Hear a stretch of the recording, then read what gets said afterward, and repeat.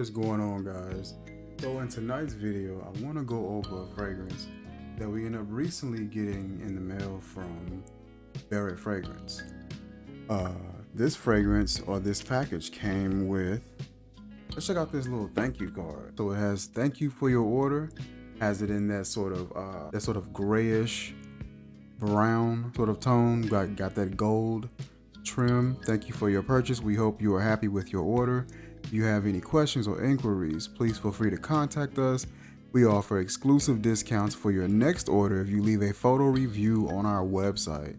That's an excellent incentive to add on. And it has their information about their social media as well as their website.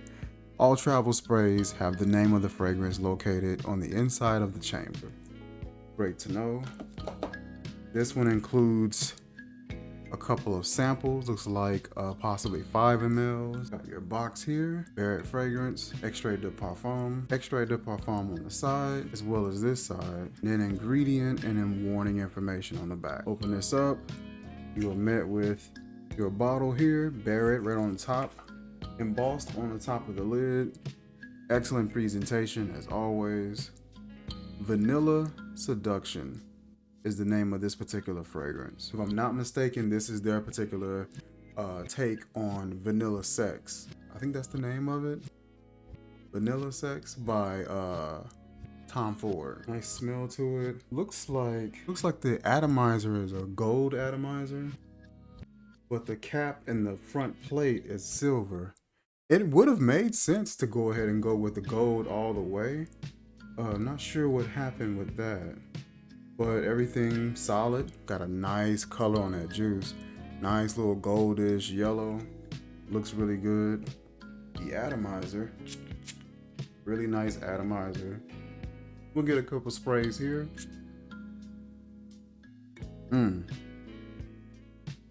Really, oof. Oh man. It's really, it's strong. It's like a really sharp, high pitch, like opening. It's powdery, it's light, airy, dry.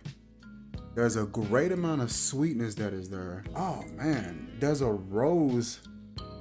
There's like a rose sort of a vibe, like a rose geranium floral vibe. It's really like a jammy depiction in that opening. Almost has like this potpourri and jammy rose geranium sort of a vibe.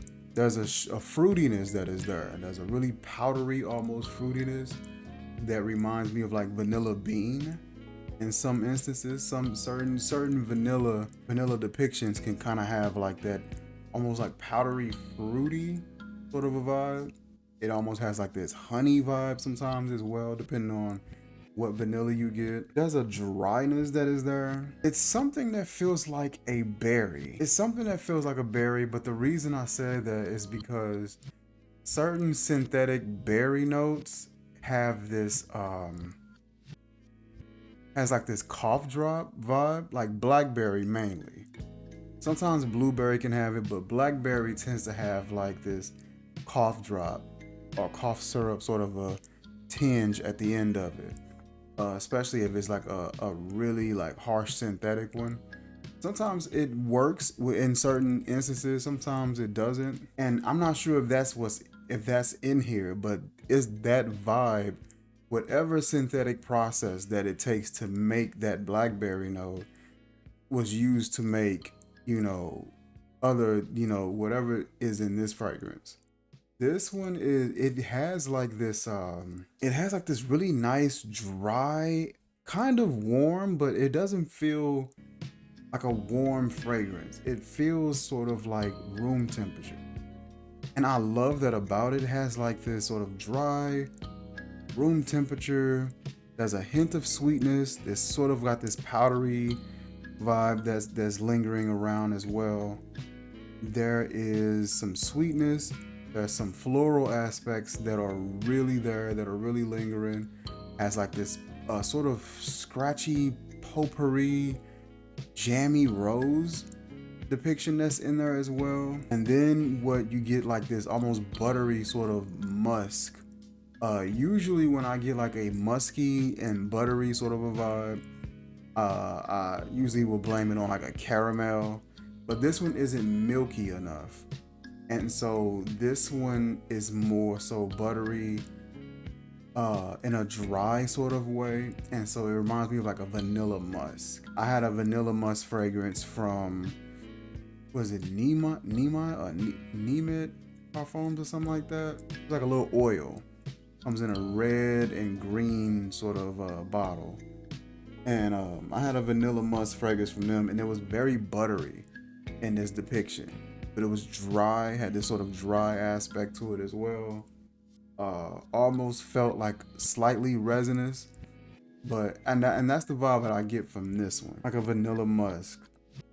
There is like some, it feels like there's like some additives or some sort of synthetics going on with it. It really cuts and is really sharp. One thing with the aroma chemicals is like versus, I don't know, it's hard to explain, but some aroma chemicals or some certain additives, you have like this sharpness to them. You know, when you smell it, it doesn't smell like anything that is familiar. It's able to make depictions, but it's just, I don't know, it's just weird. This one is really sharp, fuzzy, powdery. It's an enjoyable scent. One thing about it is, as it's drying down, I can see the allure and the sort of the draw with this one. But a lot of people were not really feeling this particular fragrance, or at least the original, due to the price point. And the price point, from what I hear, was like $300 or $400 for this particular fragrance. And smelling this, if this is 85 to 90% in likeness with the original, this is not worth $400. There are some fragrances that you smell and you're just like, yo, that is amazing. That is polarizing. That is different. That is unique, you know, but some of them just aren't gonna draw that it's worth it type of mindset. Some of it's just gonna fall flat. And this one happens to be one of those. But in this case, being able to find it at an inspiration house for a fraction of the cost. This is $45 on their website, and it's $45 for this presentation. This is a great presentation, in my opinion. You get a nice full-size bottle at, if you were sampling the Tom Ford, that would be the sample size. That would be the sample size, $45. They'll probably give you like what, a 10 ml or something like that, or a couple of 10 mls, and call it a day and charge you $45, $50. Here you're able to somewhat sample this in a big way and really get a good idea of, am I gonna agree with this DNA? You know, am I gonna like this DNA or not? And plus, it'll give you a chance to get to the mall and try the fragrance out for yourself. See how you like the original in comparison to the inspiration, and you can give your thoughts like, man, is this better? Is this worth it? You know, so that's my thoughts on that. This smells great. I think the dry down on this one is going to be way better. I love that dry and sort of room temperature warm sort of stillness that's in the fragrance. There's not a whole lot of movement that I notice. It's not super linear, but there's not a lot of movement. I like some of the stillness that it has, if that makes sense. Decent amount of fruitiness, these hints of what feels like a honey, but it may not be, lingering around. Not too bad at all. Listen, I'll drop the link in the description where you guys can check out this fragrance for yourself. Probably go over these samples on a later date. But so far, everything always seems impressive with this brand. They do a really good job at capturing that depiction of what they're looking for. They do a good job with their presentation. The longevity on their fragrances tend to be really well. The blending is done pretty well, and their price point, arguably, so far as inspiration houses, especially newer ones, their presentation, their price point, to be honest, is not a lot of people matching it. You get a lot of guys that have like that sort of same run-of-the-mill bottle style, and so for these guys to have their own sort of unique style at a great price point, I'm cool with that. Listen, that is it for this video, you guys. Like, comment, share, subscribe, and I will catch you guys soon. Peace.